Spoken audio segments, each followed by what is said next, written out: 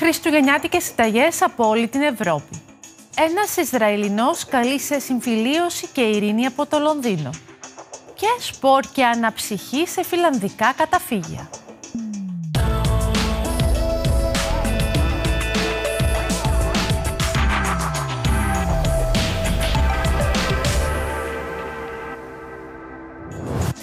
Καλώς ήρθατε στο Ευρωπαίο και χρόνια πολλά. Τα Χριστούγεννα είναι συνυφασμένα με πλούσια τραπέζια. Τα παραδοσιακά γεύματα των Χριστουγέννων διαφέρουν από χώρα σε χώρα στην Ευρώπη. Στη Γερμανία ένα κλασικό πιάτο περιλαμβάνει ψητή χίνα. Στη Μεγάλη Βρετανία γαλοπούλα. Είναι αμέτρητες οι εορταστικές συνταγές και εμείς ρίξαμε μια ματιά στα μενού διαφορετικών χωρών. Πάμε να τα δούμε. Στο Ηνωμένο Βασίλειο η γαλοπούλα είναι ένα κλασικό χριστουγεννιάτικο πιάτο και συμπεριλαμβάνεται στο μενού πολλών λονδρέζικων εστιατορίων τα Χριστούγεννα. Γεια σας, είμαι ο Ματ Μπίσοπ και σήμερα θα μαγειρέψω μια παραδοσιακή χριστουγεννιάτικη γαλοπούλα. Για τη συνταγή αυτή, το στήθος γαλοπούλας είναι το ιδανικό κομμάτι. Τα μπουτιά αφαιρέθηκαν ήδη, τεμαχίστηκαν, αλλά το πιπερώθηκαν και θα προσθεθούν αργότερα στη γέμιση. Η γαλοπούλα τυλίγεται σε ζαμπόν, το οποίο κάνει το κρέας της ωραίο και ζουμερό. Το αφήνουμε να ξεκουραστεί και μετά το ψήνουμε στο φούρνο για 2 ώρες. Αρκετά μεγάλη διαδικασία για την ημέρα των Χριστουγέννων. Θα πρότεινα να το ετοιμάσουμε μία μέρα πριν τα Χριστούγεννα. Μαγειρέψτε το, αφήστε το να κρυώσει και ανήμερα των Χριστουγέννων απλώς ζεστάνετε το. Στη Σουηδία το χριστουγεννιάτικο ζαμπόν αποτελεί μέρος του εορταστικού τραπεζιού. Ας πάμε μία βόλτα στο Γκέτεμποργκ.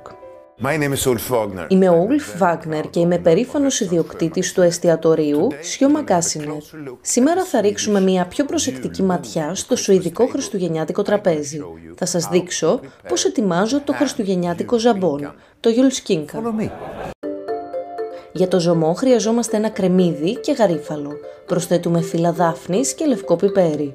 Το παστό ζαμπόν μαγειρεύεται για περίπου 90 λεπτά. Τέλειο! Στη συνέχεια το κρέας πρέπει να κρυώσει λίγο και αργότερα αφαιρείτε το περιττό λίπος. Για την επικάλυψη αναμειγνύονται κρόκος αυγού, γλυκόξινη μουστάρδα και ζάχαρη. Αλλά πριν από αυτό πρέπει να παναριστεί.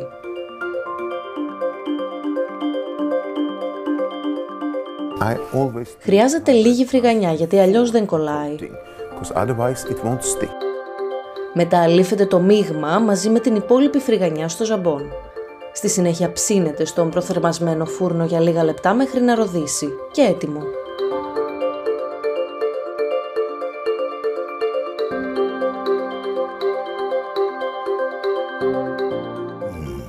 Πανέμορφο. Στη Γερμανία το τυπικό παραδοσιακό χριστουγεννιάτικο πιάτο είναι η χίνα. Στο παραδοσιακό εστιατόριο Ρότνερ στην Ιρεμβέργη υπάρχει ήδη στο προεόρτιο μενού. Είμαι ο Στέφαν Ρότνερ από το ξενοδοχείο και εστιατόριο Ρότνερ στην Ιρεμβέργη και θα ψήσουμε σήμερα μια χίνα, σερβιρισμένη με κόκκινο λάχανο και ζυμαρικά. Η επιλογή της χίνας έχει μεγάλη σημασία. Το ιδανικό είναι να είναι ελευθέρας βοσκής και ανά άτομο υπολογίζει κανείς περίπου 1 κιλό. Για τη γέμιση χρειάζονται ένα ψιλοκομμένο μήλο, κρεμμύδια, σέλερι και τζίντζερ. Αλήφετε καλά μέσα και έξω με πιπέρι και αλάτι, μετά προστίθεται η γέμιση και μπαίνει για μισή ώρα στο φούρνο. Ως συνοδευτικό στη συγκεκριμένη περιοχή κάνουν συνήθως knödel από πατάτα. Το 1/4 της ζύμης θέλει ομή πατάτα, το υπόλοιπο βρασμένη. Τα μπαλάκια πατάτας μαγειρεύονται για 20 λεπτά σε αλατόνερο. Για να μην στεγνώσει η χίνα, πρέπει να την περιχύνει κανείς ανά 5 λεπτά με το ζωμό. Και μετά από περίπου 2,5 ώρες είναι έτοιμη και τραγανή. Και βέβαια, απολαυστικότερη είναι όταν ανήμερα των Χριστουγέννων βγαίνει απευθείας φρέσκια από τον φούρνο.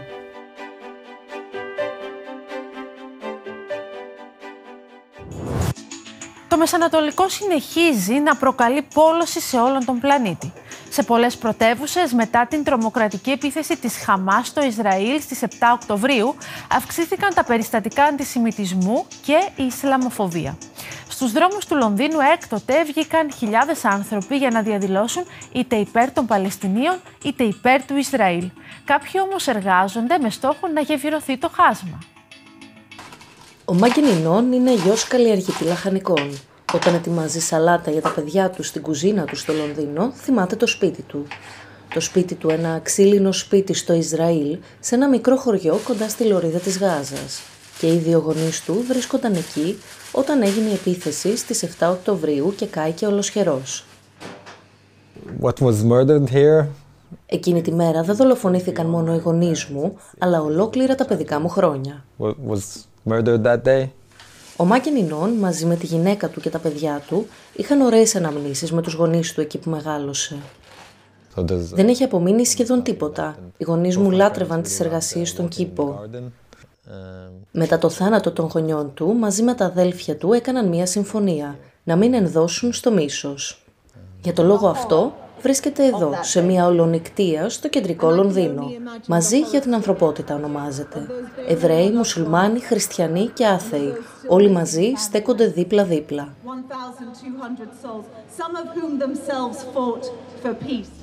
Για να προχωρήσουμε, πρέπει να αναγνωρίσουμε τον πόνο και την απώλεια αθώων και από τις δύο πλευρές.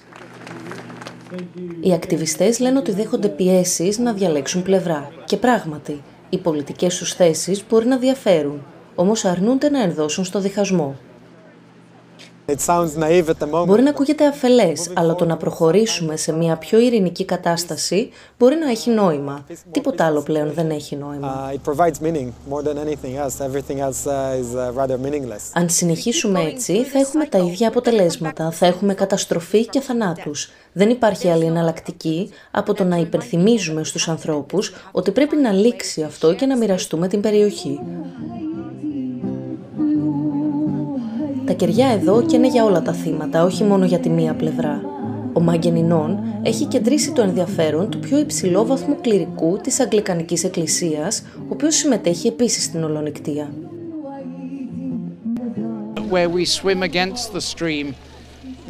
Εδώ κολυμπάμε ενάντια στο ρεύμα, με συγχώρεση και τον στόχο να οικοδομήσουμε αντί να καταστρέψουμε. Έχει καταλάβει αυτό το όραμα και είναι ένας εξαιρετικός άνθρωπος. Ο Μάγκεν Ινών θεωρεί ότι η σύγκρουση στη Μέση Ανατολή μπορεί να επιληθεί μόνο αν όλοι επικεντρωθούν στην ανθρωπιά μεταξύ τους. Αθλητισμός και διασκέδαση σε ένα καταφύγιο. Είναι εφικτό? Ναι, στο Ελσίνκι. Στην πρωτεύουσα της Φινλανδίας υπάρχουν χώροι αναψυχής σε βάθος 30 μέτρων. Στην πραγματικότητα πρόκειται για ένα δίκτυο καταφυγίων έκτακτης ανάγκης, τα οποία έχουν ξαναέρθει έντονα στην επικαιρότητα μετά τη ρωσική εισβολή στην Ουκρανία.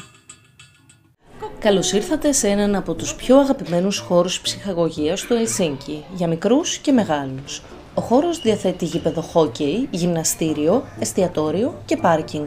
Υπάρχει ακόμη και ειδικά διαμορφωμένος χώρος για να γιορτάσει κανείς τα γενέθλιά του. Είναι καθημερινότητα. Σε αυτό το καταφύγιο μεγαλώσαμε. Για εμάς δεν είναι κάτι το ιδιαίτερο, δεν το σκεφτόμαστε και πολύ. Ολόκληρο το Ελσίνκι είναι γεμάτο με τέτοιους υπόγειους χώρους. Πρόκειται για ένα από τα μεγαλύτερα καταφύγια στο Ελσίνκι. 2 ποδοσφαιρικά γήπεδα θα χωρούσαν εδώ, εξηγεί ο Τόμι Ράσκ, ειδικός σε θέματα αντιμετώπισης καταστροφών. Σε περίπτωση πολέμου, θα μπορούσε μέσα σε ελάχιστο χρόνο να μετατραπεί σε ένα πλήρως λειτουργικό καταφύγιο αεροπορικών επιδρομών.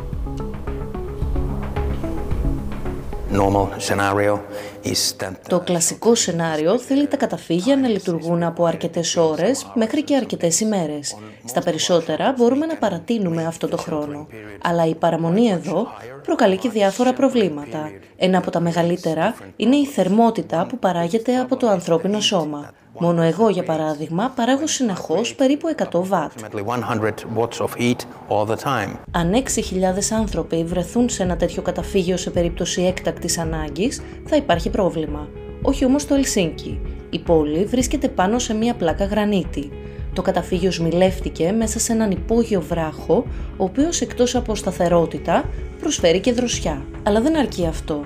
Σε περίπτωση πολέμου, οι αίθουσες μπορούν να μετατραπούν σε πολλά μικρότερα δωμάτια ανάλογα με τις ανάγκες, ούτως ώστε χιλιάδες άνθρωποι να μπορούν να ζήσουν εδώ για μεγαλύτερο χρονικό διάστημα, σχεδόν όπως θα ζούσαν και επάνω.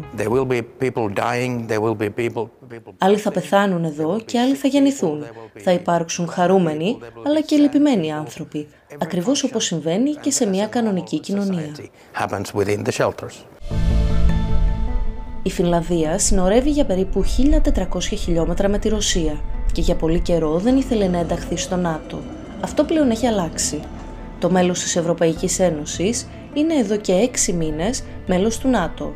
Ο πόλεμος στην Ουκρανία έχει αλλάξει τους Φινλανδούς. Η πλειοψηφία επιθυμεί περισσότερη προστασία και ασφάλεια. Εμείς οι Φινλανδοί έχουμε μια στοική στάση. Ξέρουμε ότι ο κίνδυνος υπήρχε πάντα από την ανεξαρτησία της Φινλανδίας.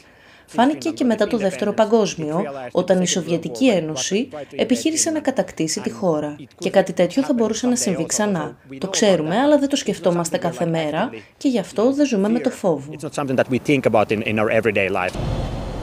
Συνολικά, το Ελσίνκι διαθέτει περισσότερα από 5.000 καταφύγια που μπορούν να στεγάσουν σχεδόν 1 εκατομμύριο ανθρώπους. Κάνουμε τη δουλειά μας με την ελπίδα ότι δεν θα τη χρειαστούμε ποτέ, αλλά πρέπει να την κάνουμε. Η ιστορία μας έχει διδάξει ότι κάτι τέτοιο μπορεί να συμβεί ανά πάσα στιγμή. Και για τον λόγο αυτό, οι κάτοικοι του Ελσίνκι θέλουν να είναι προετοιμασμένοι. Η Τσεχία είναι ο μεγαλύτερος εξαγωγέας γυαλιού στην Ευρώπη. Έχει μακρά παράδοση στην ιαλουργία, αλλά και στην τέχνη της κατασκευής γυάλινων χριστουγεννιάτικων στολιδιών. Στο ρεπορτάζ που ακολουθεί θα δείτε παραδοσιακά χριστουγεννιάτικα γυάλινα στολίδια που φτιάχνονται στο χέρι από γυάλινες πέρλες. Μία πατροπαράδοτη τεχνική της εταιρείας Rautis που από το 2020 αποτελεί άειλη παγκόσμια πολιτιστική κληρονομιά. Η Πονικλά βρίσκεται στη λεγόμενη κρυστάλλινη κοιλάδα στη Βόρεια Τσεχία. Από εδώ, η βιοτεχνία Rautis στέλνει γυάλινες πέρλες σε όλο τον κόσμο. Η Μπόρμπαρα Κουλχαβά διευθύνει τη βιοτεχνία μαζί με τον σύζυγό της, Μάρεκ, ο οποίος εργάζεται ως ιαλουργός.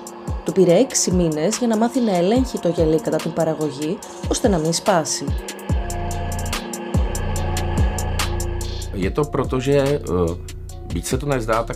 Για την τέχνη αυτή χρειάζονται κυρίως οι γνώσεις. Ο εξοπλισμός είναι απλός και οικονομικός.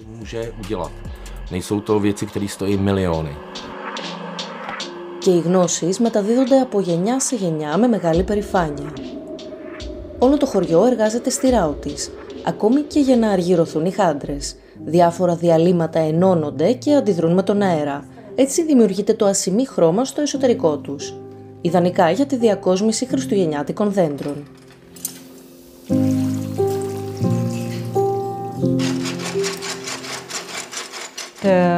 Η τέχνη της διακόσμησης χριστουγεννιάτικων δέντρων ξεκίνησε κατά το 19ο αιώνα και αυξήθηκε μετά τον Πρώτο Παγκόσμιο Πόλεμο. Και αυτά τα μπιμπελό είναι ιδανικά για τη διακόσμησή τους. Είναι μικρά, ελαφριά και γυαλιστερά. Σήμερα, διακοσμητικά φτιαγμένα από γυάλινες χάντρες καμαρώνουν σε χριστουγεννιάτικα δέντρα σε όλο τον κόσμο. Οι γυάλινες χάντρες είναι μια παράδοση αιώνων στην Τσεχία. Αρχικά χρησιμοποιήθηκαν για να διακοσμήσουν παραδοσιακές φορεσιές, από την Τσεχία έως και την Νότια Αμερική. Οι χάντρες πρώτα χρωματίζονται και στη συνέχεια ζωγραφίζονται με το χέρι μόλις στεγνώσουν, αργά, σε στρώσεις, σύμφωνα με την παραδοσιακή τεχνική. Ο χρωματισμός είναι αρκετά περίπλοκη διαδικασία επειδή είναι χρονοβόρος. Χρειάζεται κανείς να είναι επιδέξιος στη ζωγραφική.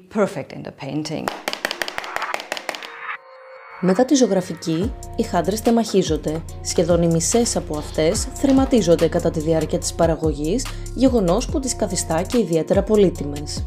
Το 2020, οι τσέχικες γυάλινες χάντρες ανακηρύχθηκαν σε πολιτιστική κληρονομιά της UNESCO.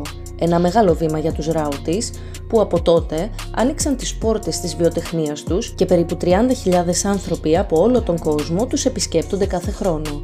Η τιμή της απονομής έφερε μαζί με την περηφάνεια και μία υποχρέωση.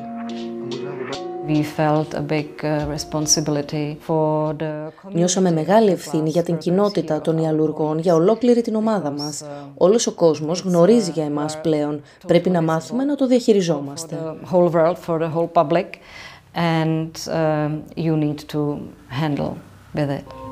Στο μεταξύ υπάρχουν πάνω από 20.000 σχέδια από 5 έως και 50 ευρώ για ένα κομμάτι και προκύπτουν και διαρκώς νέα, τα οποία παράγουν designer για τους Rautis. Οι μαθητές της περιοχής στολίζουν από νωρίς τα πρώτα δέντρα, προετοιμάζοντας έτσι το εορταστικό κλίμα για τα Χριστούγεννα. Αυτά ήταν λοιπόν τα σημερινά μας θέματα. Στείλτε μας ιδέες για ρεπορτάζ, χώρες και πόλεις που θα θέλατε να δείτε στο Ευρωπαίο την επόμενη χρονιά και ακολουθήστε μας στην ιστοσελίδα και τα social media της DW Greek. Να είστε καλά και πάλι χρόνια πολλά!